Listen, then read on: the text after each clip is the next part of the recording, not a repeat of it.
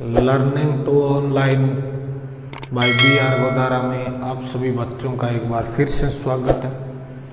आज हम कक्षा 6 चैप्टर 5वां जिसका नाम है पृथ्वी के प्रमुख परिमंडल ये करने जा रहे हैं। जो आपकी अलग अलग छठी के अंदर जो बुक है उसके अंदर ये भूगोल का टॉपिक है जो क्रमवार से चल रहा है और ये 5वां लेसन है।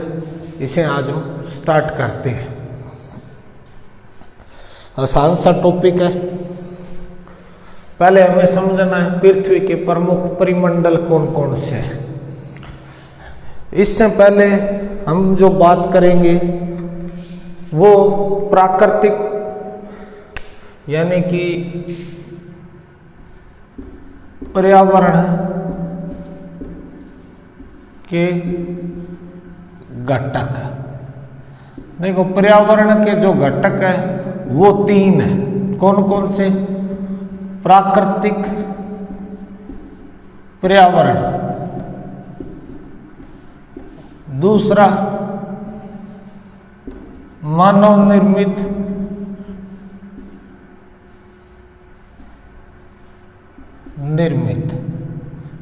और तीसरा मानव। ये 3 घटक है पर्यावरण के। और जो हम पृथ्वी के परिमंडल कर रहे हैं ये प्राकृतिक पर्यावरण के हिस्से हैं, उनके बारे में हम बात कर रहे हैं। तो प्राकृतिक जो पर्यावरण है इसके अंदर जो मंडल जो आते हैं वो सारे के सारे आते हैं। जल मंडल आता है, स्थल मंडल आता है, जैव मंडल आता है और वायुमंडल आते हैं। ये प्राकृतिक पर्यावरण के एलिमेंट्स हैं। ठीक है, यहाँ तक कोई समस्या आपको समझने में नहीं होनी चाहिए। अब हम बात करते हैं पृथ्वी के प्रमुख परिमंडल की, जो हमारा चैप्टर है।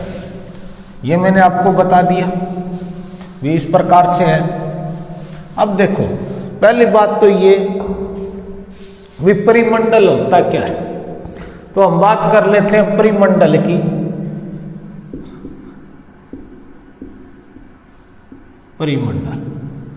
परिमंडल क्या है? देखो परिमंडल, परि का मतलब होता है चारों ओर, मंडल का अर्थ होता है आवरण। यानी कि चारों ओर फैला हुआ आवरण उसे हम क्या कहेंगे? आवरण। चारों ओर फैला हुआ आवरण जिसे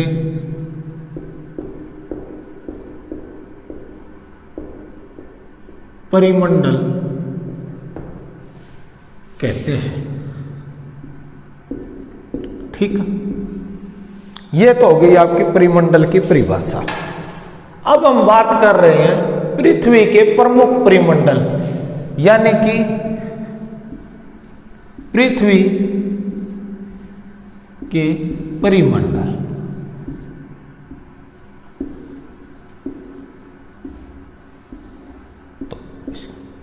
तो पृथ्वी के जो परिमंडल है, प्रमुख जो परिमंडल है, देखो परिमंडल की मैंने आपको परिभाषा बता दी, चारों ओर फैला हुआ आवरण जिसे हम परिमंडल कहते हैं। लेकिन पृथ्वी के परिमंडल की बात आ गई तो यानी कि पृथ्वी के ऊपर या चारों ओर फैला हुआ आवरण उसे हम क्या कहेंगे? पृथ्वी के ऊपर या चारों ओर फैला हुआ आवरण को हम क्या कहेंगे? परिमंडल कहेंगे। अब ये जो परिमंडल है, पृथ्वी के प्रमुख परिमंडल कितने हैं? 4 है।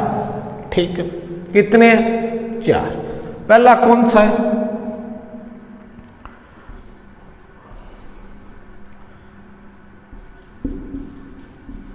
स्थल मंडल या हम कह सकते हैं भूमंडल। भूमंडल कह सकते हैं, ठीक है। दूसरा जलमंडल, तीसरा वायुमंडल और चौथा जैवमंडल, ठीक है। यहां तक आपके कोई समस्या नहीं होनी चाहिए। वे पृथ्वी के परिमंडल कितने? 4 परिमंडल है। कौन कौन से? भूमंडल है, जलमंडल है, वायुमंडल है और जैवमंडल है। तो अब हम बात करते हैं एक एक स्टेप की, वे किस मंडल के अंदर किस प्रकार की है। ये आप यहां से पृथ्वी के परिमंडल से आप नोट कर सकते हैं। परिमंडल की परिभाषा भी आप नोट कर सकते हैं।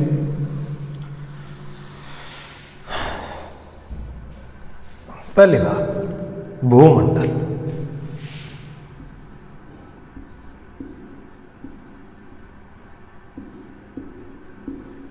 भूमंडल क्या चीज है? देखो, पृथ्वी का हम यूं कह सकते हैं, हम धरती के ऊपर रहते हैं, इस भाग को हम क्या कहते हैं? भूमंडल कहते हैं। तो हम यूं लिख सकते हैं, पृथ्वी के जिस भाग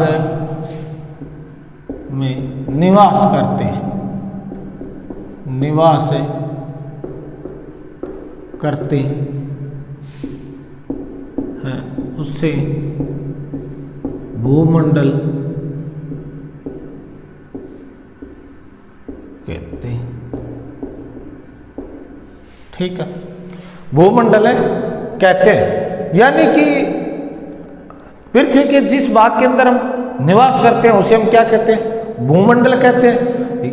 इसके अलावा और बात करें,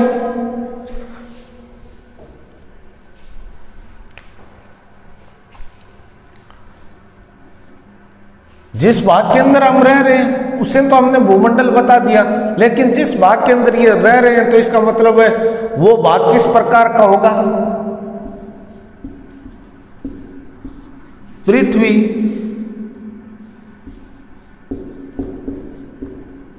के ठोस भाग को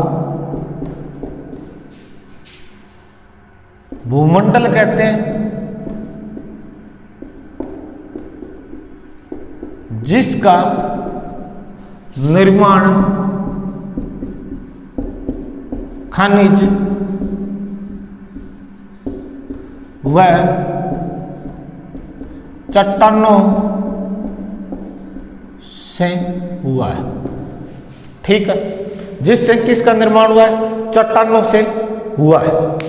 तो यहां तक आपको कोई समस्या नहीं होनी चाहिए। आपसे भूमंडल पूछे, पृथ्वी के जिस भाग के ऊपर हम निवास करते हैं उसे भूमंडल कहते हैं। या दूसरी बात करें तो पृथ्वी के ठोस भाग को भूमंडल, जिसका निर्माण ठोस भाग को भूमंडल, जिसका निर्माण खनिज व चट्टानों से हुआ है। इसके अलावा और हम बात करें तो ये जो भूमंडल है, भूमंडल यानी कि ठोस भाग हो गया पृथ्वी की हम बात कर रहे हैं। तो यहां से आगे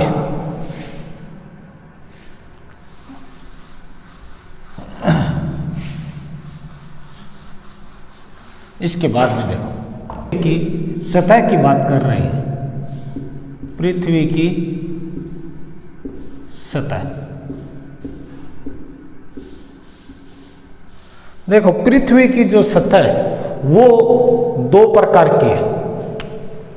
2 प्रकार कौन कौन से? पहला भाग देखो, सतलीय भाग, ठीक है। दूसरा भाग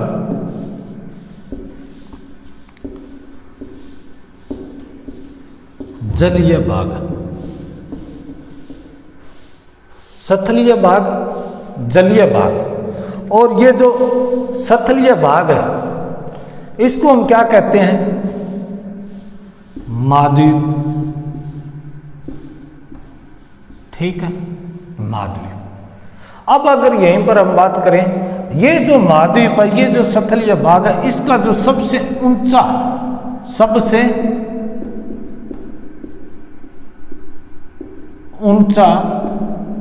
शिखर कौन सा है? Mount Everest. ठीक है, माउंट एवरेस्ट। इसकी ऊंचाई की हम बात करें तो 8,848 मीटर। ठीक है, पहला पार्ट हो गया अपना। इसके बाद हम और बात करें, हालांकि ये आगे आएगा अपने महाद्वीप, इनकी संख्या कितनी है? 7। अब देखो आगे जलीय भाग के बारे में। जलीय जो भाग है, यानी कि जो बड़े जलाशय हैं, बड़े जलाशय, उनको हम क्या कहते हैं? महासागर कहते हैं। महासागर कहते हैं बड़े जलाशय, जिनको हम क्या कहते हैं? महासागर कहते हैं। और ये जो महासागर है, इनके देखो जमीन के ऊपर क्या होता है? ऊंचा भाग होता है, जिसको शिखर कहते हैं। और महासागरों में क्या मुख्यतः गर्त पाए जाते हैं। गर्त का मतलब क्या होता है? जैसे हम बोल देते हैं बागड़ी भाषा के अंदर भी खड्डा, जिसको बोल देते हैं, ये जैसे चल रहे हैं यहाँ पर, इस प्रकार से खड्डा आ गया, जिसको दलडा भी बोल देते हैं। तो इसी प्रकार से क्या होता है? इस प्रकार से ये जलीय भाग होता है, इसके अंदर इस प्रकार से गर्त पाए जाते हैं, जिसको हम खड्डा बोलते हैं। ठीक है, तो ये जो बड़े जलाशय, इसके अंदर ये, इनको हम क्या कहते हैं? महासागर कहते हैं। और इन महासागरों के अंदर सबसे गहरा गर्त ये कौन सा है? आपका मैरियाना गर्त। ठीक है, मैरियाना ट्रेंच। तो सबसे गहरा गर्त कौन सा है? मैरियाना गर्त है। किस महासागर के अंदर है? तो आपसे पूछे तो ये प्रशांत महासागर के अंदर। कहां पर है?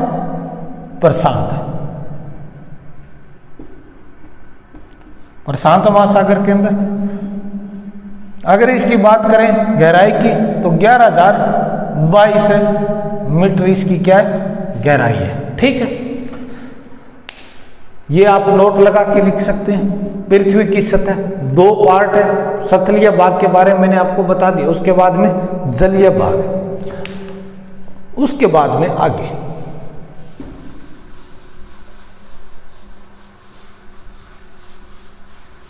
जो हमने किया था, कौन सा पार्ट? सतलीय भाग। ये जो सतल वाला जो भाग था, जिसके अंदर हमने लिया था भी ये सतलीय भाग है, इसको हम क्या कहते हैं? महाद्वीप कहते हैं। तो यहां से हम शुरू करते हैं। कहां से? महाद्वीप से। बिल्कुल थोड़ी सी सामान्य जानकारी, उसके बाद में चैप्टर हम कल करेंगे। देखो महाद्वीप है, ये जो महाद्वीप है, इनकी हम पहले तो संख्या की बात कर लेते हैं भी। महाद्वीपों की संख्या कितनी है? 7। और इसके बाद में इनके नाम वो भी कर लेते हैं। किस रूप में? बड़े से छोटे, दोनों ही बात हो जाएगी, बड़े से छोटे के रूप में। इसके अलावा देखो, अब इनके नाम लिख रहे हैं हम। पहला कौन सा? एशिया। ठीक है, सबसे बड़ा है। दूसरा अफ्रीका का नंबर आता है। अब आगे नहीं लिख रहा, एशिया महाद्वीप, अफ्रीका महाद्वीप, इस प्रकार से। तीसरा उत्तरी अमेरिका।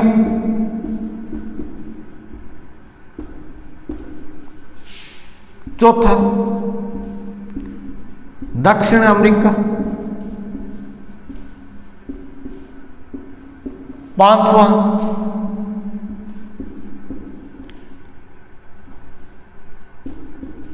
अंटार्कटिका। छठा यूरोप। और सातवां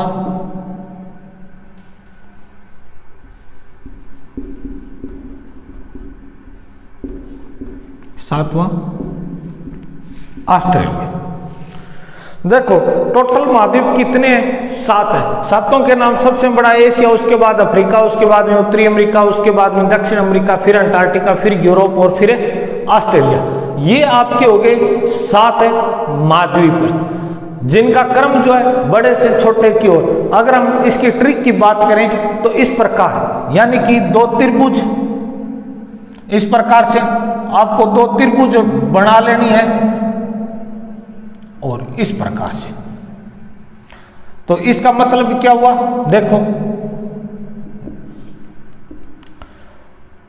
यहां से अगर बात करें तो देखो एशिया महाद्वीप, उसके बाद में अफ्रीका महाद्वीप, उसके बाद में उत्तरी अमेरिका महाद्वीप, उसके बाद में दक्षिण अमेरिका महाद्वीप, फिर नीचे अंटार्कटिका, फिर सीधा ऊपर की ओर यूरोप और फिर किसकी ओर?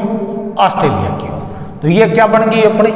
2 त्रिभुज बन गई, एक ये बन गई, एक ये बन गई। ठीक है, तो इस प्रकार से आप भी याद रख सकते हैं, जैसे आपकी मर्जी। और इसके अलावा अब इनके बारे में जो आपके सामान्य जो जानकारियां दी हुई है वो हम कल करेंगे, यानी कि नेक्स्ट वीडियो में करेंगे। तब तक जय भारत।